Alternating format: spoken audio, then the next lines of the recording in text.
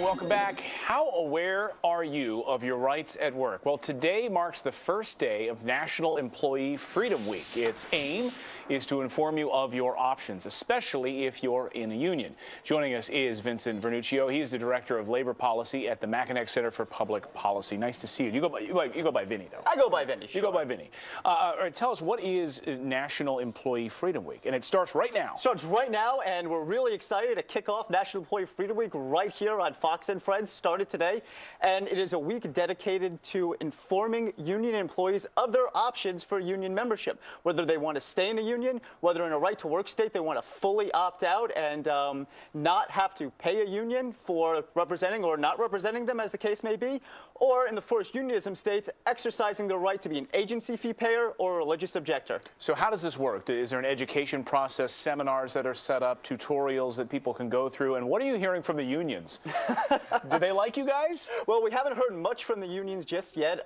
There are educational campaigns going on around the country. There's almost 60 organizations involved in it in over 35 states, so it's very exciting. It started in Nevada with the Nevada Policy Research Institute.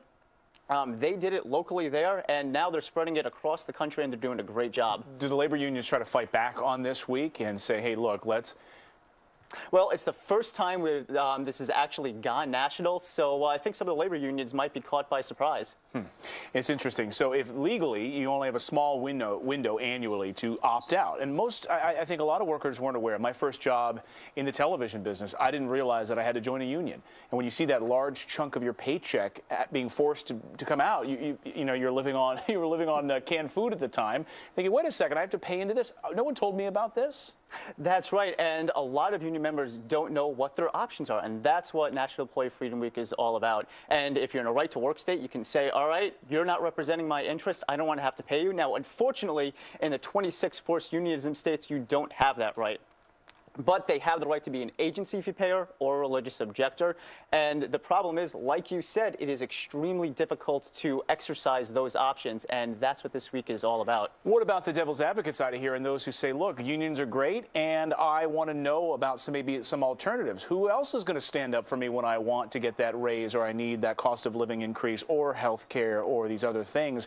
If I'm not in a union, am I going to be hurt by that? Well, that's a great question. Actually, there are some alternatives, and it's great that workers now have the option. In fact, there's a couple groups out there, and some actually specifically focused on teachers. They're professional associations, like the Christian Educators Association or the Association of American Educators, which are non-union alternatives to provide many of the same services that the unions offer, such as liability insurance, such as legal representation. So it's fantastic that today workers now are starting to get more and more options for who's going to represent them at work. Do you think that unions are struggling right now, especially over the last 2 years? Unions are struggling. They're struggling across the country. You've seen a huge membership decline, not just over the last 2 years, but really over the last couple decades. And that's because the unions have this kind of turn of the century, 1900 Industrial Revolution business model, this adversarial relationship, focusing more on politics than worker representation, and they really haven't changed or adapted to a modern workforce. Hopefully, those unions will start to adapt, will focus less on politics and more on the individual worker instead of the current one-size-fits-all, and that's how they're going to improve. Vincent Vernuccio is the Director of Labor Policy at Mackinac Center for Public Policy. Vincent, great to see you this morning. Hey, great. Thanks for having me on. Have a great weekend. All right, let's check in with Allie and Tucker.